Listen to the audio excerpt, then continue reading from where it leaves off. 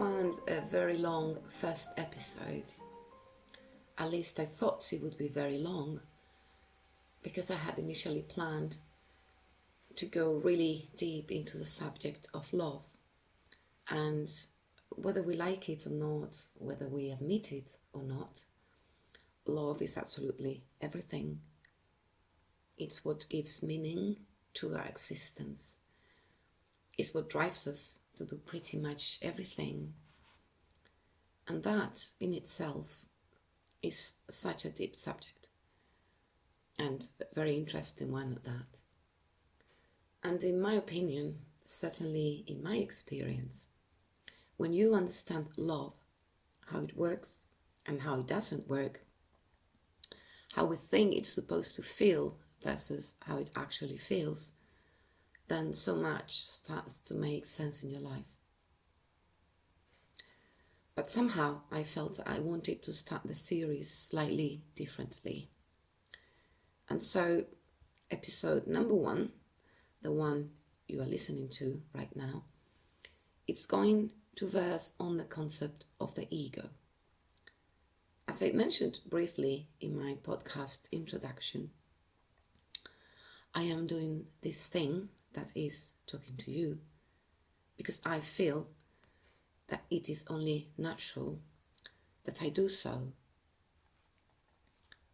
Because fate has had it that I go through something which is pretty rare and which I feel, I sense, I actually have the certainty that it can be of real value to some people. I have millions of ideas in my head, and I am developing others as I go day by day. And this experience, this so-called spiritual awakening experience, has also given meaning to long-standing issues that I have contemplated throughout my life. And only now do they make total sense. I hold a theory on the meaning of our existence, and also other theories which are parts, smaller parts of the whole, that support and explain and, in my opinion, give veracity to that main theory. It is very true, though, that I feel as though I could access a collective knowledge that exists within us all, and I tend to get what some would call channeled information. But I'm not just content with that. I need to have the proof. I very often have a theory and will only accept it as valid after I've gone back to the beginning and explored all the little bits and all the little parts that will justify maintaining my theory. So I thought it would be helpful to explore some of the concepts that form the basis for my theories. And so today I want to talk about the ego mind. I will be doing this in short bits, short episodes, center on some of what I call key concepts. So then, what is the ego? We hear a lot about ego death and so on and so forth, but I believe that, as with everything, there are layers and layers of understanding. You understand the concept, and then you begin to integrate it, only to realize that you have more integration to do, which leads on to further and deeper understanding, which then you have to integrate again. So you understand the concept, and then you begin to integrate it, only to realize that you have more integration to do, which then leads on to further and deeper understanding, which then you have to integrate again. But I want to tell you today what, after a long time battle trying to understand the ego, not knowingly, of course, I never said, okay, today, or as a New Year's resolution, okay, this year, I'm going to battle my ego. No, of course not. I didn't know that I was doing it. And then it turned out that I was doing it. And I realized it when one day I went, ooh, Hello, ego, I can now see you clearly. So, if I had to summarize it in one short sentence, I would say everything and anything that is opposite to inner peace is the works of the ego. That's why it's so difficult to identify with the ego, because our lives are full of problems and things that bother us and people we dislike and so on and so on. So yes, everything that makes you feel angry, irritated, annoyed, upset, sad, all of that is an ego response. And so the way I see it, we as humans, we have a body, we have a soul. I can feel my soul, I can feel and see my body, and I can feel and sense my mind, my conscience. So then in our minds, we hold consciousness, and we hold, let's say, the intellect, their capacity to reason.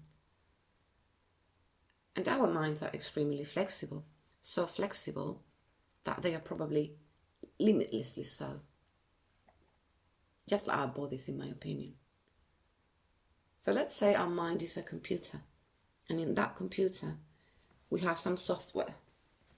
And in the consciousness software, it being so flexible, open, like an open source software, let's say, something or somebody at some point, not now, not yesterday, not last year, not last century, I'm talking very, very, very long ago. I don't know when, although I have some suspicions, but that's for another episode. So somebody, or a group of somebodies or something, planted a virus in our software. Planted a virus in our software. And this virus I call the ego. So the ego is a virus that's interfering with how your consciousness program runs. So you, me, and all of us, we go about life unaware that we actually have an infected consciousness. It has become our normal way of operating, not least because everything that the Matrix throws at us is food for that virus. So, how does somebody come to the realization that there's something in them that could be improved? Because at the end of the day, the ego is responsible for our fights with other people, our frustrations, our misery, our sadness, etc. So I can only talk for myself, of course.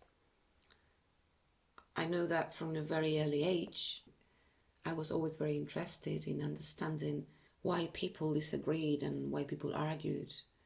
And so I was really inclined to analyze myself and try to understand why I acted in a certain way or another, or why other people would act in certain ways. The latter was kind of easy, of course, because it's always so much more difficult to face one's faults and insecurities. But that has been a leading trait in my personality. But I had no idea what I was doing, only when I had to go through what I had to go through. In other words, a trip to hell. And after you've been in hell and you begin to slowly rebuild yourself, then, bam, you meet a certain person who is going to be the catalyst for a big, big transformation. I was made to suffer very deep pain caused by the dynamics in the relationship with this person. And that was pain I had never known, because this wasn't just a person. It was a soul that holds some key and mysterious connections to my own, but that's for another chapter. So yeah, I was made to suffer very deeply. And yes, I had known deeper pain when I had that period that I referred to earlier as a trip to hell. But in the context of a relationship, I had never had a relationship with anybody that had wounded me and hurt me so, so much and so, so deeply. And I could not accept it in the sense that I wasn't willing to let that happen. So I had no choice. I really had to go and look inside and see what was this thing, this relationship triggering. And that's why, doing that work, I have been able to come face to face with my ego. And every day that passes, I can identify it more and more clearly. And then it becomes so easy, or at least easier, to stop engaging with it. And then you start to see a layer of peace and comfort that you've never ever known underneath the noise created by the ego mind. So the ego mind, is in everything that we do and in everybody we meet. So that's why when you identify your ego, then you start to let go of so much. And it is painful because we have grown up identifying with this thing. And all of a sudden, you feel it's wrong to continue to do so because it is not you. You thought it was you. Now you realize that it isn't. And you have to let go of so much. And that is scary at first. Especially when you have to let go of the concept you've forever held in your mind of love. But that's for another little episode. I hope this was useful. I will meet you in my next episode. Until then, you take care, keep well. Bye bye.